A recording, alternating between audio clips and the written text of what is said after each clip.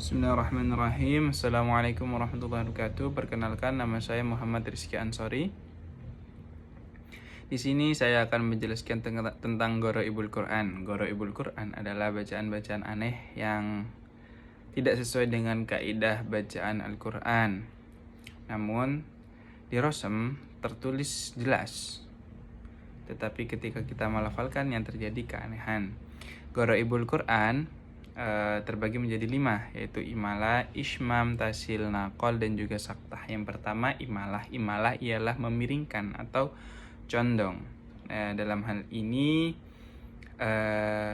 cara membacanya adalah seperti kita mengucapkan vokal E pada kalimat atau pada kata sate. Jadi E, sate. Ya, contohnya adalah pada surat Hud. وَقَالَ ارْكَبُوا فِيهَا بِسْمِ اللَّهِ مَجْرِيهَا وَمُرْسَاهَا. Majriha itu terdapat Gharaibul Quran ya, Gharaibul Quran imalah. Terjadi kemiringan di sana. Dan juga yang kedua adalah ismam. Ismam artinya meringankan. Menurut Imam Abu Syamah, memonyongkan bibir atau disertai dengung dengan lama 2 harokat, atau dengung asli yang memperlihatkan nun di tengahnya. Di dalam Al-Quran terdapat pada surat Yusuf yang berbunyi la ta'manna. Lalu lanjut kepada tasil. Tasil ialah memperlunak suatu bacaan hamzah.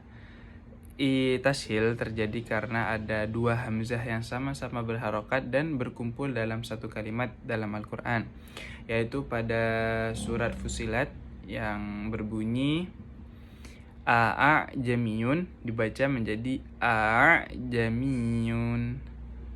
Lanjut ke Gharaibul Quran yang keempat, yaitu naqol. Naqol sendiri artinya adalah perpindahan. Jadi naqol di sini maksudnya adalah perpindahan hamzah qata' ke alif lam ta'rif. Yang mulainya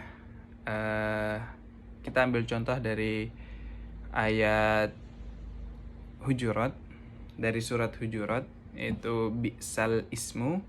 Ketika kita membacanya dengan naqol, jadi hamzah qata' bi'sal ismu dipindah ke alif lam ta'rif menjadi bi'sal ismu.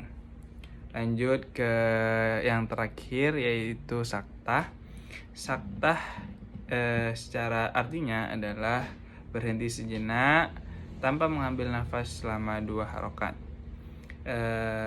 Saktah ini disebabkan oleh 2 hal, yaitu disebabkan karena makna atau karena kalimatnya, dan juga karena makna. Untuk contoh yang karena kalimat ini terdapat pada surat Al-Mutaffifin.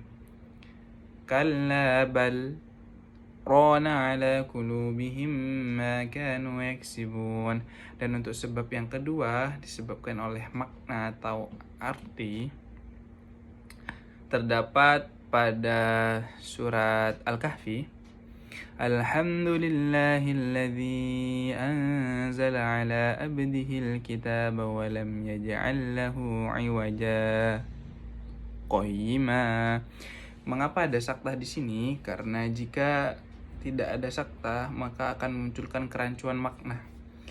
Iwajah sendiri berarti belok dan qayyima lurus. Tentu di sini sudah jelas kalau kata ini digabung tidak terdapat saktah maka akan timbul kerancuan. Dan lagi konteks ini membahas tentang agama yang harus kita berhati-hati di dalamnya. Lalu untuk contoh yang kedua itu terdapat pada surat Yasin. Qalu ya wailana man ba'athana min marqadina. Hadza ma wa'ada ar-rahman wa sadaqal mursalun.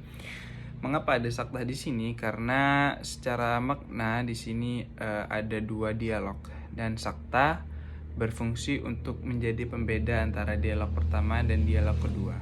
Mushkilatul ayat adalah lafaz-lafaz aneh yang ada dalam Al-Quran yang tidak sesuai dengan kaidah bacaan Al-Quran. Dan tentunya ini bukan berarti Al-Quran itu tidak sempurna.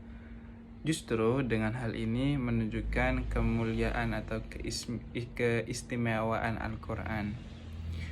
Untungnya pada zaman ini sudah tidak ditemukan lagi mushkilatul ayat, karena telah dipersatukan oleh Utsman bin Affan. Yang dahulunya pernah ada atau pernah terjadi pertentangan pada masa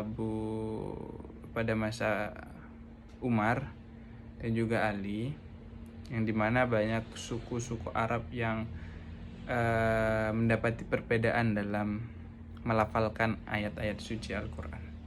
Dan lanjut pada pembahasan hamzah qata' dan hamzah wasol. Pada umumnya hamzah pada permulaan kalimat itu bisa berupa hamzah wasol dan hamzah qata'. Dinamakan hamzah qata' karena hamzah ini memutus huruf sebelumnya dari huruf setelahnya, dan biasanya terdapat di awal kalimat dan juga dibaca di pertengahan kalimat. Sedangkan hamzah wasol ini hanya berada di permulaan ayat dan tidak dibaca ketika di pertengahan ayat atau pertengahan kalimat.